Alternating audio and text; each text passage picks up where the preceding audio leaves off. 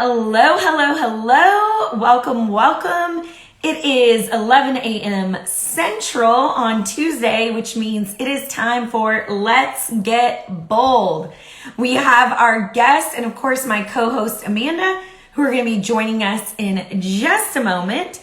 So I want to go ahead and welcome them. And, of course, welcome you. Oh, there is Laura. Let's see here. You would think after a while I would get really great at Laura. And Amanda, I think, is joining as well. Oh my goodness. Hello. Welcome, welcome. Hey Laura, how are you? I'm great. How are you doing? Good. I think Amanda is joining us. Hey Amanda, how are Hey, you? Amanda. Hi Katie. Hi, Laura. Hello. Happy Tuesday. Happy Oh my Tuesday gosh. indeed. Well, I just told the audience, but for those of people who are joining us, welcome. It is 11 a.m. Central on Tuesday, which means it is Let's Get Bold with Bold Women's Society. I am Katie Langford and my co-host Amanda Cahill. Say hi. Hello, hello, hello. And every week we are going to be bringing you everyday women who are doing extraordinary things. Because let's face it, like big time celebrity women, they get all of the stuff. But the reality is there are more of us everyday women who are doing awesome, cool, big, bold things. And so we want to make sure that we are telling those stories. Laura, I want to make sure you are still with us. I just got something that said maybe you weren't. Yeah, it looked like she just dropped, so we'll hang on a second and see if we can get Laura back on. For those of you who are joining us who do not know who Bold Women's Society is, I am Amanda Cahill. This is Katie Langford. We are co-founders of Bold Women's Society, and Bold Women's Society is a community and online platform for ambitious, savvy, mid-career professional women who are looking to release any narratives, any beliefs, anything that is holding them back from pursuing that life, that dream, that career, whatever it is that is on their heart, whatever is holding them back from reaching that is what we are trying to help them overcome. So basically, our vision is a world where every woman shows up boldly and unapologetic with who she is and her pursuit of creating that life. And it looks like Laura is back. I'm back. Welcome back. Sorry for the snafu. That is okay. I will tell you what I'm seeing. I can't see Laura. So Amanda, just let me know if Laura drops and we'll make sure to get her back on. Well, thank you for telling everyone what Bold Women's Society is. I am super excited to have Laura Barnett with us today. I've known Laura for years and years. Actually, went to high school together. But I want to give a quick introduction of who Laura is. First of all, she is super fun and adorable, but most importantly, she is a communications badass guru. She started her career as a news reporter, rising all the way to news anchor and the managing editor of the TV station that she worked for. Like many folks do, she made a pivot in her career and decided to take her communications in-house. She has led communications for multiple companies. And at one point, she was working for one of the top communications PR firms in the country. And she actually coached C-suite leaders on what to say and, more importantly, what not to say. And now Laura has taken her sights and she is the senior director leading product marketing for a healthcare and hospice company. And on top of that, she also has a side hustle as a realtor. She is doing a lot. So Laura, welcome so much. We are delighted to have you. I'm delighted to get to be here. Thanks for including me and inviting me to be a part of the conversation today. Yeah. Give us a quick overview of your career. So you did a great job already, but yeah. So I will be brief. But at 16, my mom said, you know, you like to talk and you like to wear fancy clothes, so you should be a news anchor, because we thought that that was all that it took. And because I was 16, she had no idea what she was talking about. And then about 3 weeks later, I was like, you know, I think she's onto something. So I went to the University of Missouri, studied journalism, worked in Abilene for 8 years, started on weekends, did mornings, ended at the 5 o'clock and managing editor. And then, as you say, pivoted, went to go work in, came back to the Dallas area, born and raised in Dallas. I've worked for a school district. I've worked for a law firm. I've worked for a professional services firm. And now I'm at a software company at the intersection of healthcare and software. So it's been a fantastic journey. I really pride myself and enjoy kind of parachuting into a situation and learning all that I can and putting those journalism skills to use and asking a bunch of questions and figuring out where I can contribute and where I can add value, and then going and doing that. That is really something that brings me joy. So that's kind of I guess, a little Reader's Digest version of what my career has been like. Well, you've done all the things, clearly.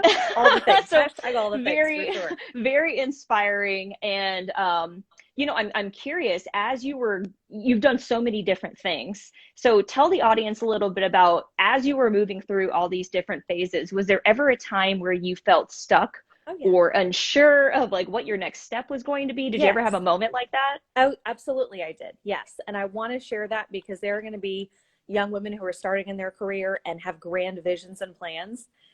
It's going to happen to you too. If it doesn't happen to you, you're not doing the right thing. You're not stretching, you're not growing.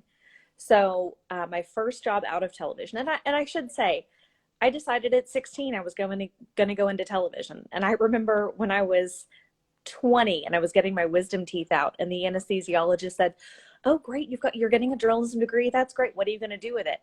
And, you know, my mouth is all sore and everything. And he's rooting around in there and giving me shots. And I said, "I'm going to be the next Gloria Campos." And if you don't know Gloria Campos, she was the longtime legacy main anchor at Channel 8. I grew up watching her, and I was going to be her. I was going to take over for her. And that didn't happen. And that's okay. But TV was it for a long time for me. And then when I pivoted out of television and got into my first job outside of television and was having a really interesting time, I was learning a lot. I was working for a school district in communications, meeting a ton of people. I'd started a partnership program for the district. And then my job took a real turn. And they said, "We want you to move more into a kind of a foundation role, into a development role, into a fundraising kind of role." And I want to share with women out there, if there's a job that you can do, but it doesn't really align with your joy, let's focus on something else. You know, certainly I'm a big believer in stay where you are until you have something secure lined up to go to. But that was my cue that, oh, well, maybe I should look somewhere else. Maybe I should have a different focus in my career. And so that was a big, like, okay, TV was going to be it for a long, long time. And then all of a sudden it switched. And maybe this isn't it either. And so what is it? What will it be? And that was really where I tapped into my network and reached out to a fellow Mizzou grad when he said, "Hey, my law firm is wanting to hire someone who will work with us in public relations and communications. Is anybody interested?" And I was real quick to raise my hand and say, "I sure am. I would love to have that conversation." So something I would like to share is, you know, a lot of people say, "Well, where should I go look for a job? What's a good website to go look for a job?" And there are lots of good websites with lots of good jobs. But your first and your best resource will be the people around you who know your skill set, who know what you're good at, and who hear about good openings. Because a lot of the good jobs aren't going to be on Indeed. They aren't going to be on Monster or LinkedIn or wherever else. Or someone will say, you know, "Laura's really good at this. And I know we don't have a job opening, but she's really happy where she is. But maybe if we could snag her and bring her over here, that would be fantastic. She would add so much value in this area and that area."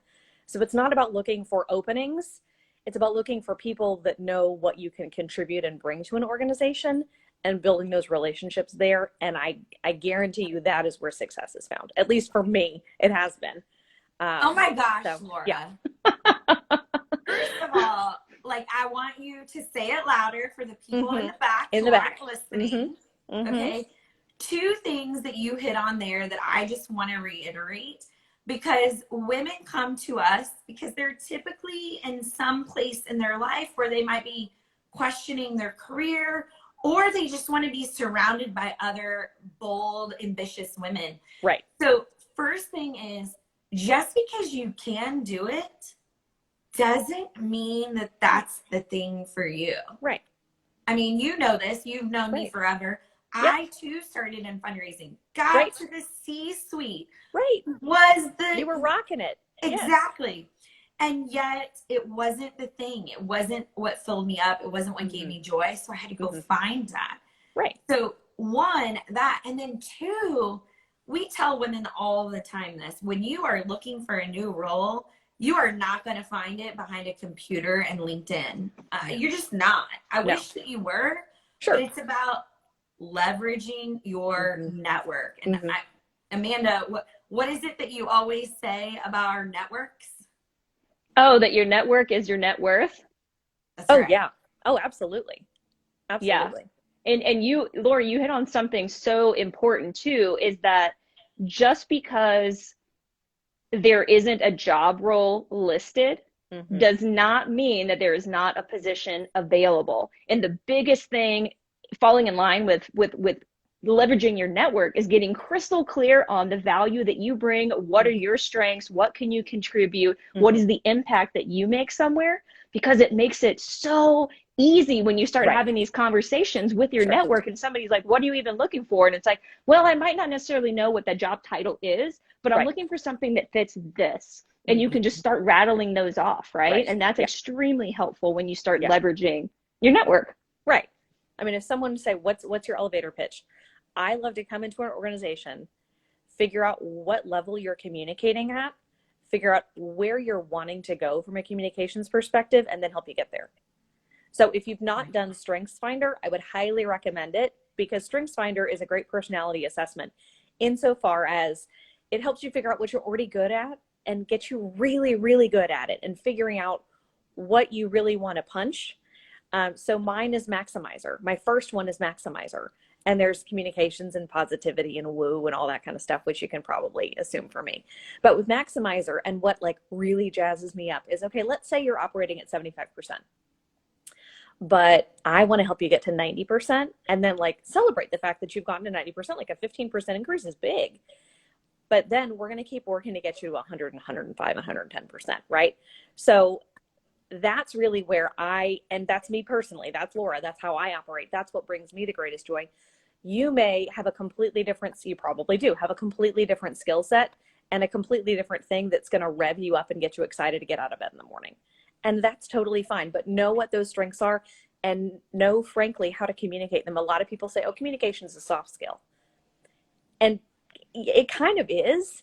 But in this era, especially since so much of business is being handled just like this on a screen, and you're not necessarily able to sit down or fly across the country and sit down with somebody, you really have to get literally crystal clear on the value that you're adding, because our phones are dinging, our emails going off, our Teams messages are pinging all the time. You've got to be able to cut through that clutter and communicate that clearly.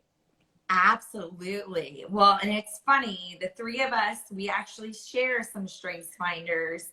And Amanda and I are StrengthsFinder junkies as well, because we as partners, as business partners for Bold Women's Society, we work in our strengths. Like, what Amanda's great at, I'm not great at. Even though we share some of the same things, how they show up are very different. Now, I want to ask you, Laura, obviously you have confidence, right? But I'm assuming that at some point in your life, there was a time when maybe you lacked the confidence. Maybe it was even that first time you got promoted to news anchor, right? I don't know when it is. But where does your confidence come from? And specifically, what would you say to women who don't feel like they have it right now? Where should they look for it? Where can they dig for it? So I was thinking about this yesterday, because we talked about this, and I think when you know something about yourself or you hear it for the first time, it almost feels foreign. And I think it was, I don't know, last fall, one of the times that we were having a conversation and you said, "You're so confident." And I thought, well, yeah, I guess I am. And I think I hadn't really thought about it because when you're in the thick of it, it's hard to see the forest for the trees, right? So when you grow up with it or you've acclimated to it so easily and so well, it just seems like part of your DNA. So I was thinking about it yesterday and I thought, well, it's kind of like that makeup slogan. Maybe she's born with it. Maybe it's Maybelline, right? Some people are born with this tremendous level of confidence. Some people have to work on it a lot and build it up. And it's an external thing that becomes internal. And I thought, I remember being really little, probably like 7 or 8, and knowing that I was painfully shy, which if you meet me now, what? No one why? would guess that. Right. Never. I was literally like, hide behind my mother's skirt. Don't look at me. Don't talk to me. I don't want to, But I remember being a little kiddo and thinking, I know I'm really shy and I know I'm not like going to get out there and, be in front of the group. But I also remember like there was this other thing inside of me. And I was like, when you're 7 or 8, you're not self-aware enough to know what that is. But I was like, I know that I want to be more than I am. And so I got into theater in high school as a way to get more comfortable being in front of people. And I thought, well, this will be a great way to do that. It was also a good way to meet boys. They were there to meet boys too, but that's a different story. So anyway, I did theater and that really got me revved, right? That got me excited. I learned how to speak in public. I learned how to command an audience essentially. My sophomore year, I had a really small role and it was a role that was written to be funny. And I just ran with it. And all of a sudden I was in 2 scenes and all of a sudden I was in 4 scenes. We just wrote extra material because Alyssa Slayton and I were having so much fun on stage that we were just going to keep going with it. And we made this bigger and bigger. And I really learned like, I enjoy this. I get a real rise out of making people laugh and giving them a reason to have a good time.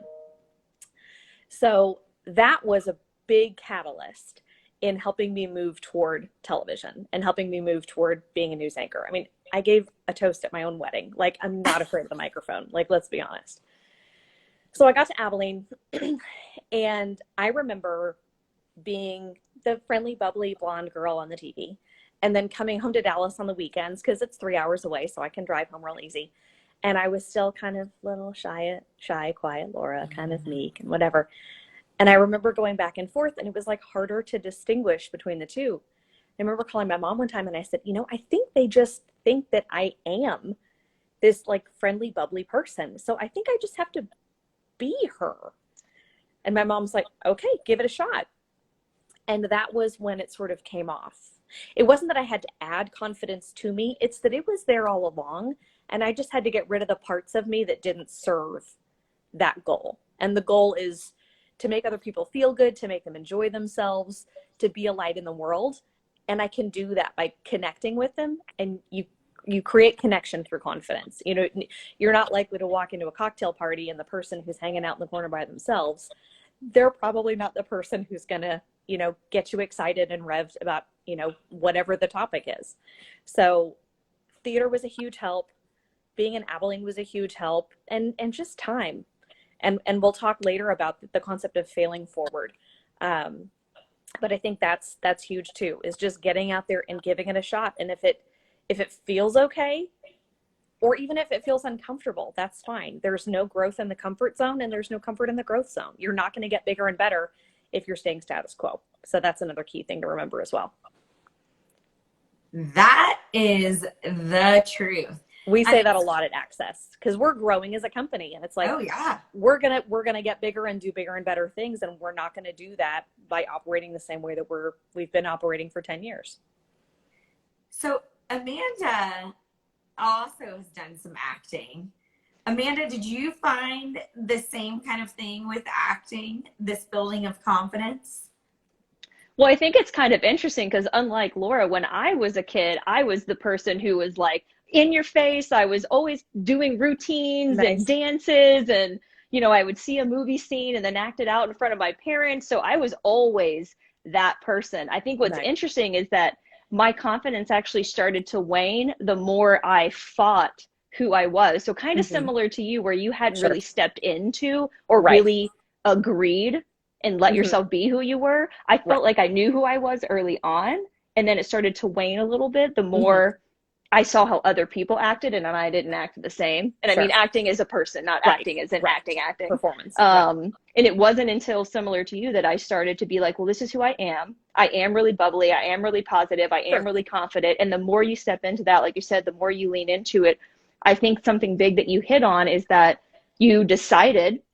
Decision is the number Mhm. one key. Deciding to do something, and then you owned it from there, Right. and it just made it that much easier for you. So the more you took action towards that, and in this case, stepping into more of who you are, stepping into the confidence, stepping into the things that scare you and terrify you, Right. A helped little you just bit. continually build Sure. that confidence. And Sure. that's something that I've leveraged and really been able to use too. And what I love about that is, when you felt it wane, that was your North Star pointing you back to who you're supposed to be, right? And so there are going to be people that their innate nature is not going to be life of the party, spotlight Sarah kind of person. They're going to be more reserved. They're going to be quieter, and that's perfectly fine.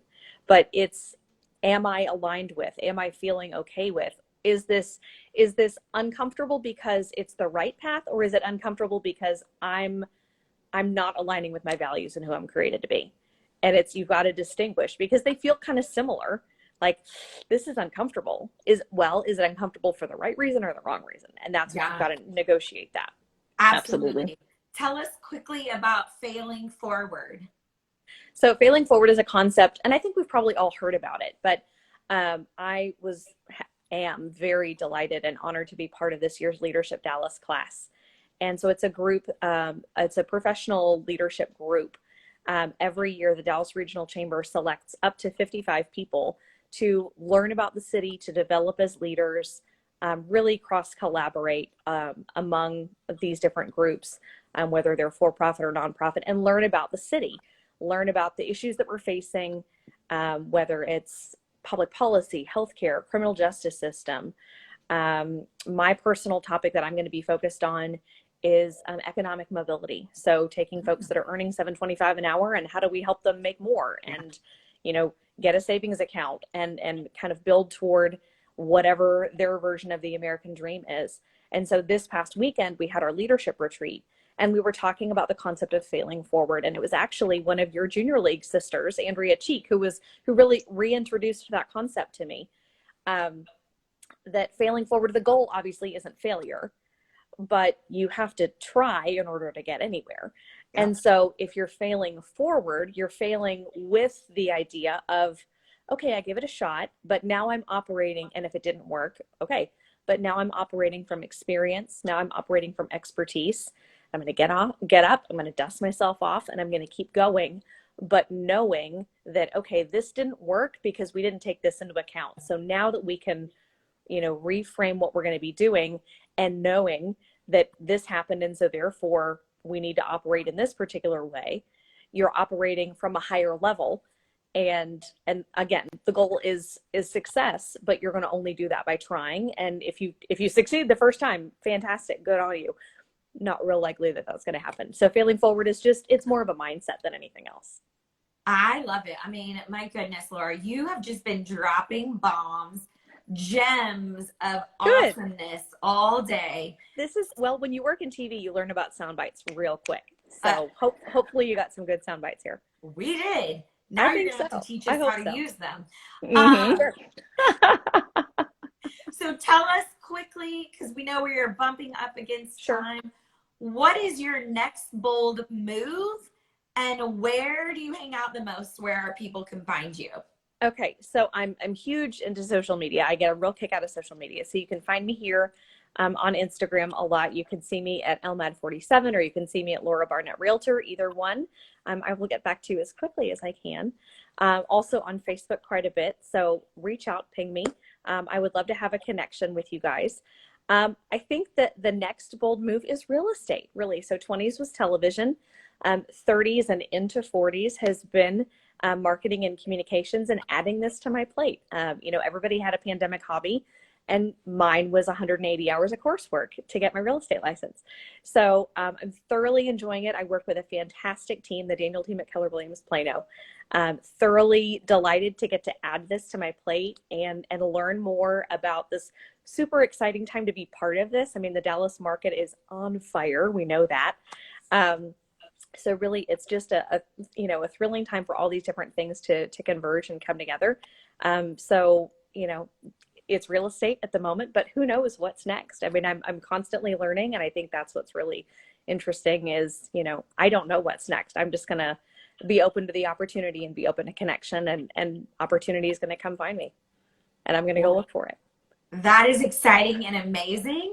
And for those of you who are new to Let's Be Bold, or Let's Get Bold, all of our episodes are on YouTube. And our first episode was with a woman named Jennifer Wahab, who's down in the Houston area, and she is a realtor. And Nice. Laura, you should probably connect with her. She's in the I top would love to. 2% and is kicking butt.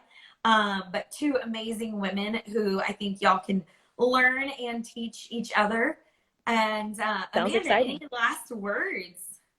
No, I mean, just bombs this whole time. Gems. I'm like, I wanted a mic drop for Yes, you every time that you were done and just, Thank you. step away. But just Appreciate it. such a pleasure to meet you. So for those of you, Likewise. I'm meeting Laura for the very first time. So Mhm. just a pleasure to have you, getting to know you. I have no doubt that we are going to be seeing more of you. You are literally on fire. Thank you. And just so thankful to have you joining us red. today. Yeah. All right. Thanks, y'all. I appreciate the invitation and the time. This has been a lot of fun. Awesome. Thanks, ladies. We'll see you next Tuesday at 10:30 a.m. Central. Yeah. Take care, everybody. Bye. Thanks, y'all. Bye.